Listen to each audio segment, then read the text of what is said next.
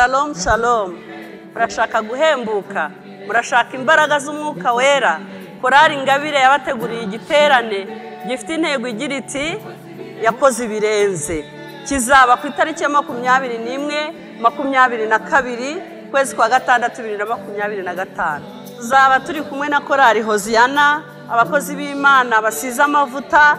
Mwese turabararitse ntimucikwe. Karibu muzaze duhembuke. You are most welcome. Karibu sana wageni wetu. Soyez les bienvenus. Muhawe ikaze. Nawe uzaza? Nzaba mpari rwose.